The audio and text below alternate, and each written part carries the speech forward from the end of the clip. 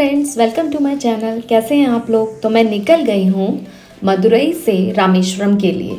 आप ट्रेन, बस या कार कैसे भी जा सकते हैं। मैं बाय कार जा रही हूँ।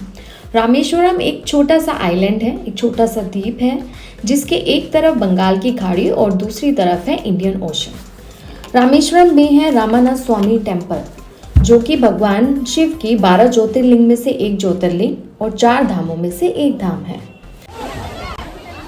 अपनी इस वीडियो में आज मैं आपको बताऊंगी स्फटिक मणि दर्शन की क्या टाइमिंग है और मंदिर में दर्शन का पूरा क्या प्रोसेस है, प्रसाद कहाँ से मिलेगा आपको, फोटोग्राफी और फ़ोन अंदर अलाउ है या नहीं, ये सब कुछ मैं आपको बताऊंगी। ऑनलाइन टिकट करा के जाना चाहिए या नहीं करा के जाना चाहिए, वहाँ पर जाके गाइड को हायर करने की ज़रूरत है या नहीं, ये सब कुछ मैं आज आपको अपनी इस वीडियो में बताऊंगी। अगर आप भी रामेश्वरम जाने का प्लान कर रहे हैं तो आई होप मेरी ये वीडियो आपको बहुत हेल्पफुल रहेगी। और अगर जाने का प्लान कर रहे हैं तो जाने से पहले इन सब नॉलेज का होना आपके लिए बहुत ज़्यादा ज़रूरी है, अदरवाइज़ वहाँ पर बहुत सारी चीज़ें आपसे मिस हो जाएंगी।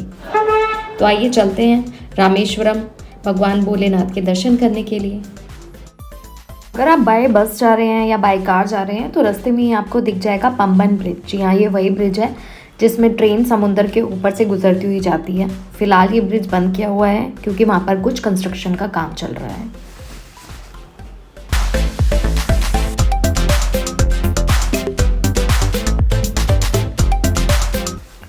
यहाँ पर ये क्रॉसिंग गेट बनाए हुए हैं। जब भी कोई शिप वगैरह क्रॉस करता है तो ये गेट ओपन हो जाते हैं और शिप आराम से क्रॉस कर लेता है। फाइनली हम पहुंच गए हैं अपने होटल, जो कि मंदिर से थोड़ी दूरी पर है। मंदिर के कुछ अपने ट्रस्ट की धर्मशालाएं भी हैं जो बिल्कुल मंदिर के नियर बाय हैं, आप उनमें भी बुकिंग करा सकते हैं। हर हर महादेव। सुबह के बजे हैं 4 और हम जा रहे हैं मंदिर सुबह सुबह स्फटिक मणि के दर्शन करने के लिए। मैं आपको बता दूं, ये दर्शन सिर्फ सुबह 5 से 6 बजे के लिए खुलते हैं पूरा दिन में, और इसके लिए आपको पहले से ही ऑनलाइन बुकिंग करा के जाना पड़ेगा। अगर आपने बुकिंग नहीं कराई हुई और वहाँ पर रश है और तुरंत आपको टिकट नहीं मिल पाई तो आप नहीं दर्शन कर पाएंगे। इसके लिए एटलीस्ट आपको वहाँ 4 बजे तो पहुँचना पड़ेगा, क्योंकि अगर लाइन हुई, बहुत ज़्यादा भीड़ हुई तो आपको टाइम भी बहुत लग सकता है और हो सकता है आपके मिस भी हो जाए। हम जिस दिन गए थे वहाँ पर उस दिन पोंगल फेस्टिवल सेलिब्रेशन था तो बहुत ज़्यादा रश था, लेकिन हम ऑनलाइन टिकट बुकिंग करा कर गए थे, इसलिए हमें ज़्यादा दिक्कत नहीं हुई। हम मंदिर के बाहर या फिर होटल के बाहर आपको गाइड भी मिल जाएंगे जो आपको ये सारे काम, मंदिर में दर्शन, प्रसाद वगैरह सब आराम से करा देंगे। हमने भी वहाँ पर गाइड ही हायर किया था, वो थोड़ा मुझे ज़्यादा अच्छा लगा ताकि सारी नॉलेज भी मिल जाती है और सब कुछ हो जाता है। तो चलिए आए चलते हैं। सबसे पहले हमें करना है स्फटिक मणि के दर्शन। तो आप अपने घर से निकलेंगे ऐसे ही बिना नहाए धोए कपड़े लेकर, ताकि आप वहाँ पर जब दर्शन करने से पहले आपको पूरा प्रोसीजर अप्लाई करना होता है, वो मैं आपको बताऊंगी आगे चल के। लेकिन अभी फ़िलहाल हम जल्दी जल्दी जा रहे हैं स्फटिक मणि के दर्शन करने के लिए, क्योंकि उसकी टाइमिंग सिर्फ 5 to 6 ही है। स्फटिक मणि एक क्रिस्टल शिवलिंग है। ऐसा माना जाता है कि शेषनाग जी के ऊपर शंकर भगवान विराजमान है। मणि के दर्शन करने के बाद अब हमें जाना है मंदिर में शिवलिंग के दर्शन करने के लिए। लेकिन शिवलिंग के दर्शन करने से पहले एक प्रोसीजर है, उसमें सबसे पहले आपको स्नान करना पड़ेगा अग्नि तीर्थम में, उसके बाद 22 कुंडों में, और उसके बाद कपड़े चेंज करने के बाद आप लगेंगे मंदिर में लाइन में भगवान शिवलिंग के दर्शन के लिए। के लिए आप अपने साथ एक जोड़ी कपड़े साथ में लेके जाएं। वहाँ पर बहुत सारी लॉकर की फैसिलिटी होती है, आप वहाँ पर अपना सामान रख सकते हैं। वहीं पर जूते चप्पल उतारने की भी जगह होती है, वहाँ पर जूते चप्पल उतार कर फिर आप अग्नि तीर्थम में स्नान करने के बाद आप जाएं 22 कुंडों में स्नान करने के लिए। 22 कुंडों में स्नान करने की टिकट होती है 25 रुपीज़ पर पर्सन। वो आप टिकट ऑनलाइन भी ले सकते हैं और वहाँ जाके भी आपको मिल जाएगी। ऑनलाइन लेके जाएँ तो ज़्यादा बेस्ट है। अगर आप गाइड के थ्रू जाते हैं तो वहाँ पर आपको बाकायदा हर बंदे को प्रॉपर तरीके से बाल्टी भर भर के नहलाया जाता है, और अगर आपने गाइड नहीं किया, जो मैंने नोटिस किया था, तो वो एक ही बाल्टी से थोड़ा थोड़ा पानी सब पे छिड़क देते हैं। एट सेकेंड थिंग, जो गलती मैंने की थी वो आप मत करिएगा। अपने साथ एक बॉटल कैरी कीजिएगा, तो जब वो जिस आप कुंड पे जाते जाएं उस कुंड का पानी उस बॉटल में साथ साथ भरते भी जाएं, ताकि आपको अलग से 22 कुंडों का जल खरीदना ना पड़े। उन सभी कुंडों के अपने अपने अलग अलग नाम हैं, लाइक गंगा कुंड, यमुना कुंड, सरस्वती कुंड, इस तरीके से वहाँ पर 22 कुंड है जिनका पानी बहुत ही मीठा है। अगर वहाँ पानी पियेंगे तो आपको मीठा लगेगा, और बाहर आके अगर आप पानी पियेंगे तो आपको खारा लगेगा। इसके अलावा यहाँ पर बहुत सारे अभिषेक भी होते हैं, लाइक रुद्र अभिषेक, उनकी भी ऑनलाइन बुकिंग होती है।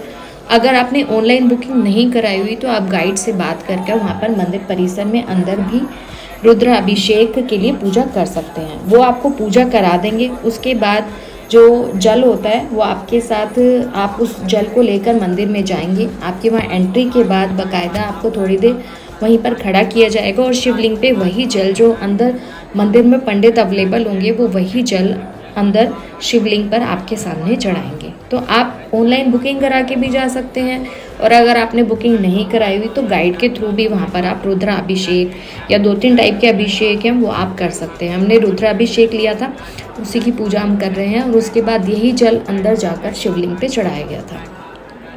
यहाँ पर कुछ जगह पर फोटोग्राफी फ़ोन वोन अलाउ है, लेकिन अंदर बिल्कुल मंदिर परिसर में जहाँ पर शिवलिंग है या पार्वती माता का मंदिर है, वहाँ पर आपका फ़ोन, फोटोग्राफी वगैरह कुछ भी अलाउ नहीं है। प्रॉपर चेकिंग होती है, तो आप वहाँ पर फोटोग्राफी नहीं कर सकते। शीघ्र दर्शन के लिए भी टिकट्स अवेलेबल होती हैं। ये सब कुछ ऑनलाइन इनकी साइट पे अवेलेबल होता है, तो आप बुकिंग करा के टिकट करा कर ही जाइए। अगर आप गाइड के थ्रू भी जाते हैं तब भी आपको टिकट वहाँ पर लेना ही पड़ेगा। इस शिवलिंग के पीछे ये स्टोरी है कि जब प्रभु श्री राम रावण का वध करके वापस आ रहे थे, तो जो ब्रह्म हत्या का दोष उनके ऊपर लगा था, उस दोष से मुक्ति पाने के लिए उन्होंने यहाँ पर भोलेनाथ की पूजा करी थी। तो उन्होंने हनुमान जी को बोला कि वो जाके कैलाश पर्वत से शिवलिंग ले आए। जब हनुमान जी को लाने में बहुत लेट हो गई शिवलिंग, तो सीता मैया ने वहीं पर रेत से शिवलिंग बनाई, और उसी शिवलिंग को यहाँ पर, उसी शिवलिंग की पूजा करके प्रभु श्री राम ने अपने ऊपर से ब्रह्म हत्या का दोष हटाया था। और जब हनुमान जी वो शिवलिंग लेकर आए, तो उस शिवलिंग को भी यहीं पर स्थापित किया गया है। इस शिवलिंग के थोड़ी सी दूर बराबर में ही वो वाली शिवलिंग भी स्थापित की गई है। भगवान भोलेनाथ की शिवलिंग के दर्शन करने के बाद यहाँ पर है पार्वती माता का मंदिर। और जैसा कि मैंने आपको बताया था कि इन मंदिरों में कोई भी आर्टिफिशियल लाइट नहीं होती, बिल्कुल नेचुरल होता है सब कुछ। अंदर दिए जलाए हुए होते हैं, उन्हीं की रोशनी में आपको दर्शन होते हैं। और प्रसाद भी आपको मंदिर परिसर में ही मिलेगा, बाहर आपको कोई प्रसाद नहीं मिलेगा। अगर आपको 22 कुंडों का जल चाहिए तो उसके लिए भी वहाँ पर बॉटल्स अवेलेबल होती हैं। 22 कुंड का जल आपको वहाँ पर बॉटल में अवेलेबल हो जाएगा। शिवलिंग के दर्शन करने के बाद आप करेंगे माता पार्वती के दर्शन। उसके बाद है वहाँ पर जो शिवलिंग हनुमान जी लेकर आए थे उनको भी वहीं पर रखा गया हुआ है, उनके दर्शन। उसके बाद लक्ष्मी माता के दर्शन, हनुमान जी के दर्शन।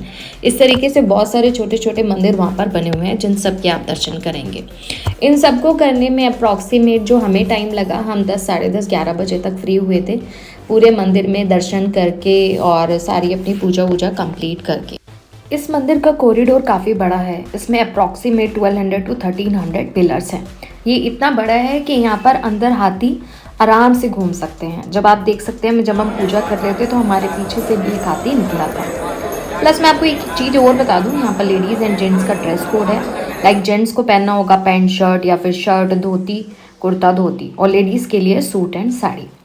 तो अपनी पूजा कंप्लीट करके हम अपने होटल वापस चले गए। हमने 2-3 घंटे का रेस्ट किया। उसके बाद हम फिर से निकले रामेश्वरम की बाकी सारी चीज़ें देखने के लिए, लाइक धनुषकोडी और आपका फ्लोटिंग स्टोन और बाकी सारी चीज़ें। तो फिर ये सब मैं आपको बताऊंगी अपनी नेक्स्ट वीडियो में। ये वीडियो मैं यहीं रखती हूँ। थैंक